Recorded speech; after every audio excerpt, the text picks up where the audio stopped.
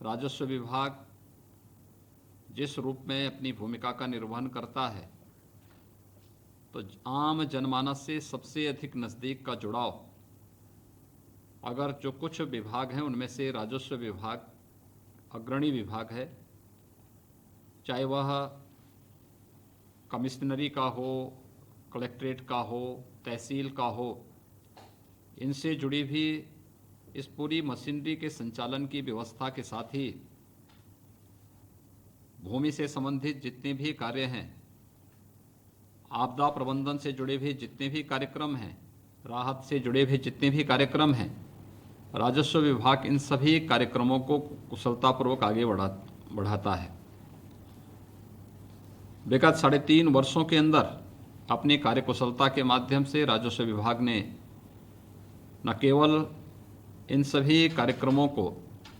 सफलतापूर्वक आगे बढ़ाने में काफ़ी हद तक जन भावनाओं के अनुरूप कार्य करके अपनी क्षमता का परिचय दिया है, वहीं साथ ही साथ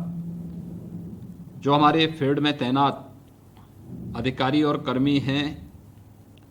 उनके आवासीय भवनों के निर्माण की कार्रवाई को समयबद्ध ढंग से आगे बढ़ाना, आम जनमानस के लिए जहां पर कमिश्नरी मुख्यालय की स्थापना करनी, वहां पर मंडलायुक्त के कार्यालय की स्थापना, जिलाधिकारी कार्यालय की स्थापना या तहसील मुख्यालयों की स्थापना, ये सभी कार्यक्रम चरणबद्ध तरीके से आगे बढ़ रहे हैं। आज का ये कार्यक्रम भी आम जनमानस की सुविधा को ध्यान में रख करके न केवल उन अनावश्यक भवनों को जिनके माध्यम से एक सामान्य जन की समस्या का समयबद्ध ढंग से समाधान हो सके, यह कार्यक्रम जहां इस देश से अत्यंत महत्वपूर्ण है, वहीं साथ ही साथ जो कर्मचारी वहां पर तैनात रह करके जनता की सेवा के लिए समर्पित भाव के साथ कार्य करना चाहता है, उसको स्थानीय स्तर पर ही आवास की सुविधा उपलब्ध हो सके, इसके लिए आवासीय भवनों का निर्माण भी समयबद्ध ढंग से हुआ है। यानी एक साथ 100 करोड़ रुपए से अधिक की लागत की आवासीय और अनावासीय परियोजनाओं का लोकार्पण एक साथ यहाँ पर करते हुए मुझे बहुत प्रसन्नता की अनुभूति हो रही है। मैं इसके लिए अपने सभी माननीय जनप्रतिनिधियों को, जनता जनार्दन को और अपने सभी राजस्व विभाग से जुड़े हुए अधिकारी और कर्मचारियों को हृदय से बधाई देता हूं, अपनी शुभकामनाएं देता हूं। हम सब जानते हैं कि राजस्व विभाग ने कितना बड़ा कार्य कोरोना कालखंड में किया कि जितने भी कोरोना कालखंड के अंदर कम्युनिटी किचन की व्यवस्था थी, प्रवासी कामगारों तक राहत पहुंचाने का कार्यक्रम था, उन तक आर्थिक मदद देने का कार्यक्रम था,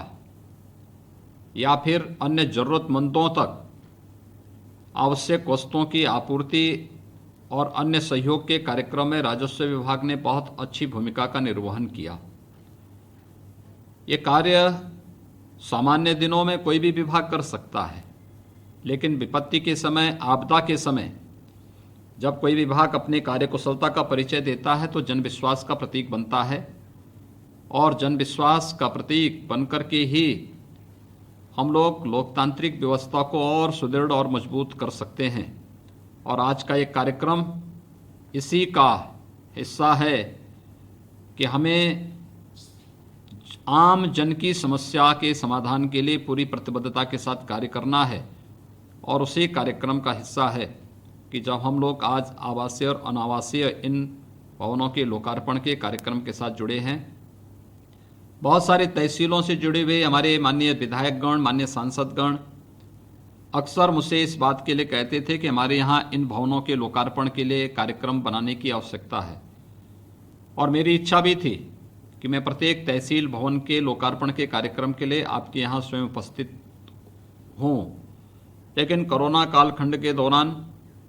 हम लोगों ने इस बात को महसूस किया कि जब तक वैक्सीन या दवा हमारे पास नहीं आती है तब तक बचाव ही इसका एकमात्र साधन है, और सतर्कता से हम इन सभी चीज़ों से बचते हुए कार्यक्रम को आगे बढ़ा सकते हैं। हमें कोरोना से भी लड़ना है, लेकिन सामान्य जनजीवन को भी बहुत प्रभावित नहीं होने देना है। बचाव के साथ सभी कार्यक्रम हमारे अनवरत चलें, उसी का हिस्सा है कि हमें वर्चुअली ये सभी लोकार्पण के कार्यक्रम आज यहाँ पर संपन्न करने पड़े हैं। राजस्व विभाग, मैं इस बात को बार बार कहता हूँ कि भूमि संबंधी विवाद के निराकरण करके होने वाली व्यापक जनधन की हानि को रोक सकता है। और इसीलिए आपने देखा होगा पिछले दिनों देश के यशस्वी प्रधानमंत्री आदरणीय नरेंद्र मोदी जी ने देश के अंदर स्वामित्व योजना लागू की। उत्तर प्रदेश ने स्वामित्व योजना के अंतर्गत बहुत अच्छा काम किया है और हमारा प्रयास होना चाहिए कि आने वाले समय में एक समयबद्ध तरीके से हम लोग स्वामित्व योजना का लाभ इस देश के गांवों को, गरीबों को, अनुसूचित जाति, जनजाति, अति पिछड़ी जाति से जुड़े हुए उन लोगों को दें जिन लोगों के पास अपने स्वयं के आवास के कागज मौजूद नहीं है, क्योंकि उसके मन में एक नया विश्वास भरेगा जब उसको अपने आवास में, जहां पर उसका आवास है, उस भूमि का भी जब स्वामित्व का लाभ उसको प्राप्त होगा तो उसके मन में व्यवस्था के प्रति एक दृढ़ भावना जागृत होगी। इसलिए स्वामित्व योजना का लाभ प्रदेश के सभी नागरिकों को उपलब्ध हो सके,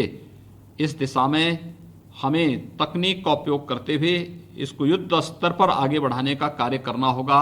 और जिस दिन हम इसे करने में सफल होंगे, मेरा ये मानना है कि बहुत बड़ी राजस्व से संबंधित भूमि संबंधी विवाद का समाधान करने में हमें सफलता प्राप्त होगी। मैं धन्यवाद दूंगा राजस्व विभाग को, जिन्होंने 15 दिसंबर से एक बड़े अभियान को अपने हाथों में लिया है, वह है विरासत का एक बड़ा अभियान। और मेरा ये मानना है कि विरासत के इस अभियान को हमें एक समय सीमा तय कर देनी चाहिए और उस समय सीमा के अंदर जो न हो उसको डीम्ड मानते हुए, अगर इसके बाद कहीं गलत होता है तो जिस व्यक्ति ने समय रहते संज्ञान नहीं लिया है उसकी जवाबदेही उसके साथ हमें सुनिश्चित कर लेनी चाहिए। इसलिए विरासत का यह अभियान भी बहुत सारे लोगों को राहत देने वाला होगा। और इसके बाद जो अभियान एक हम अलग लेंगे वह होगा पैमाइश का। पैमाइश में लगने वाला अनावश्यक 45 दिन के समय की सीमा को और न्यूनतम करने और एक सुरक्षित माहौल में हर एक व्यक्ति को उसके स्वयं के जो भी उसका अपना रकबा है उस पर उसे कब्जा मिल सके, वह उस पर अपना मालिकाना हक प्राप्त कर सके। इस दिशा से एक व्यापक पैमाने पर इस कार्यक्रम को हमें आगे बढ़ाना पड़ेगा। मुझे प्रसन्नता है कि देश के पूर्व प्रधानमंत्री श्रद्धेय अटल बिहारी वाजपेयी जी की जन्म जयंती के अवसर पर 25 दिसंबर को एक विशेष कार्यक्रम घरौनी का राजस्व विभाग हर ग्राम पंचायत में प्रारंभ करने की एक योजना बना रहा है। मुझे विश्वास है कि इस कार्यक्रम को हम युद्ध स्तर पर आगे बढ़ा करके प्रत्येक नागरिक को राहत देने में सफल होंगे। तहसील दिवसों को हम जितना प्रभावी बना पाएंगे